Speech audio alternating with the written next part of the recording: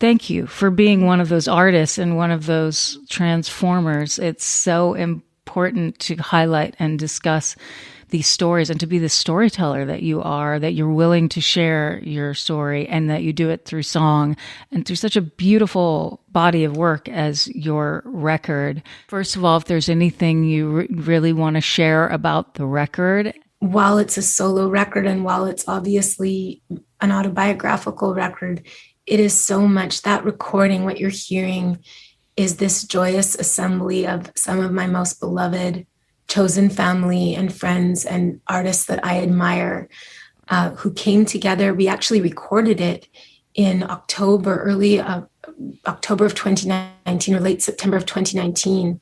And it was around Americana Fest here in Nashville. We all happened to be home. And I found out earlier that month that I had received a grant from the Canada Council of the Arts to do an exploratory sort of writing and demo work. But I had basically Outside Child, these songs came out in a fever. Like I think they were a lifetime sort of gestating, but then they were like born over the space of 3 months. Between July 2019, when I was on the road with Our Native Daughters, I started writing the first one on the Our Native Daughters tour bus and finished writing. My partner, JT, and I, my life and creative and writing partner, many of the songs on this record, JT Nero and I were finishing Joyful Motherfuckers like the day we were going into the studio. And I just think that is the story. And I was so, part of the legacy of abuse for me as a survivor has been a very deep fear of putting myself forward in any way. And so the notion of doing like a solo record or a career under just my own name was like unthinkable to me for years and years and years. I was always felt much more comfortable being able to blend in with and disappear and sort of just be part of the collective of various bands that I've been in. And so it was a terrifying proposition. In fact, I was still in some denial about that's what I was about embarking on, even as we were going into the studio. But I was so excited to get to make music with people that I love and admire and who, exactly as you say, like they're uplifters. They uplift me and they uplift what I'm doing. And they heard these songs and they just believed that it was important to record them and get them out there too. And they uplift me. We were crying and laughing in the studio every day. We did those songs in 4 days. The sort of the bed tracks and my singing, and then the Yola and Erin Ray and Ruth Moody and the McCrae sisters and I overdubbed the harmonies. And the next, sort of on the 5th day, at Dan Nobler, who produced the record at his home studio. But we recorded at a studio called Sound Emporium, which is run by an amazing woman, Juanita, and it's got a very deep, storied history. Like there's songs in those walls, and so many artists that I admire have made music there and kind of just imbued that place with the spirit of creativity and community. And we felt that every day that we were there. And I felt that every day recording these songs. It was it was painful, obviously, some of it to sing, but it was also just an incredibly joyful experience to be surrounded by this community and to know that how far I have come from that time when I felt like I couldn't go on living, that there was nothing to live for, to this getting to become a mother myself, getting to be in this joyous community. My daughter came to the studio every day, and was like dancing in the control room while we were tracking. I mean, it was just Dan, his beautiful son, Dan Nobler, who produced the record and plays on it. His little son, Willoughby, and his amazing wife, Carrie, would come every, and visit. And there was like family in the control room. We were just like laughing and crying. And I hope that could be heard, that just joyful communion that we experienced in recording it. I mean, each of those songs we recorded maybe 3 times. And we usually took the second take, except Fourth Day Prayer, which was the hardest song for me to sing. And that took 4 takes actually. And we took the fourth one for Fourth Day Prayer.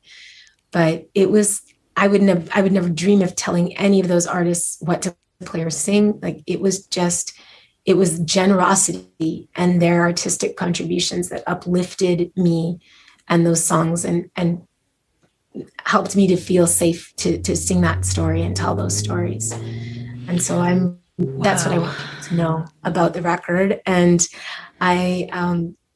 Montreal, which is the song I think that you're about to play, is this record, as much as it's a kind of like a remembrance, it's a reclamation, it's trying to come to a place of forgiveness for myself more than for anyone else, to not, because that carrying forward that sort of anger, and it hurts, that hurts me more than it will ever hurt him, and I've come to see him with compassion and empathy as a survivor who didn't have the magical circle of friends that came to sort of help me recover and learn that life didn't have to be these cycles of abuse, that there was life beyond that kindness and love and real equality are possible, with the people that in our lives. And no one taught him that. And so he's very sick. He's a very sick person. And trying to come to a place of forgiveness, and Montreal is really a love song in a lot of ways to my city, and also a love song to the scared, hurting, broken kid that I was, trying to sort of be a mother to because as you say, it's not linear.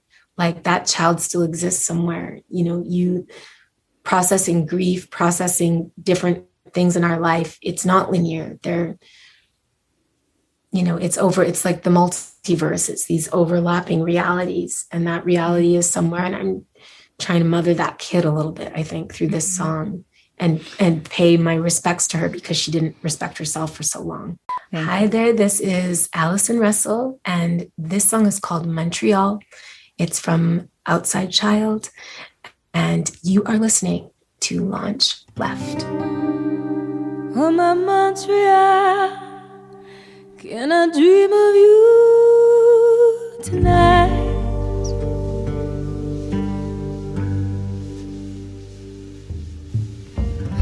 Of before the fire, your rose, your azure light.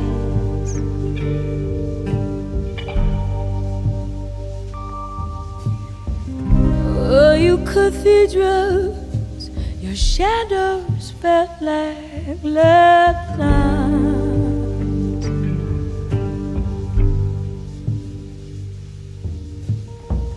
I was your child, Montreal.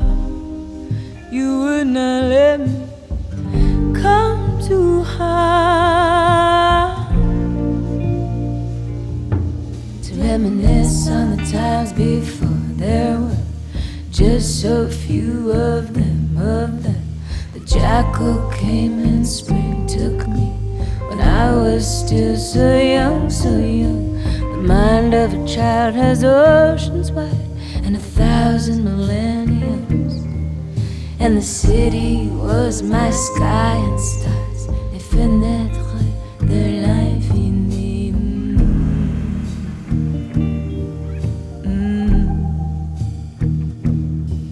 J'étais si vieux, j'étais si jeune, j'étais si jeune, si vieux. Les yeux de l'enfant voient tout, voient tout, voient tout, voient tout, tu sais. La lumière d'appeler sur les arbres, la pourriture dans la plus blanche mare, la sagesse bouleversante, la sagesse cœur brisant. La sagesse de l'enfant, cœur brisant, cœur brisant.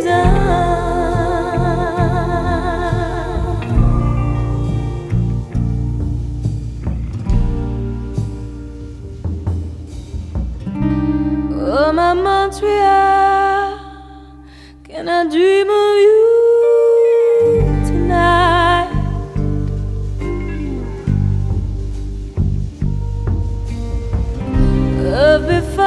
far, your rose, your azure lights.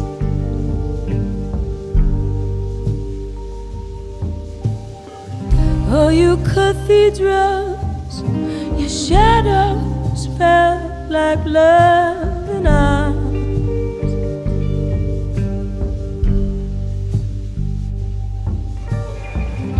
I was your child, Montreal. You would not let me come too hard.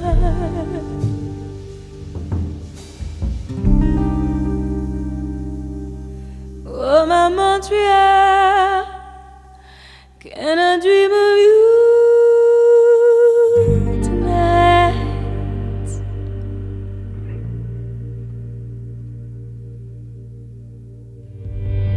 Hey, if you like that video, you can see the whole thing at our Patreon page.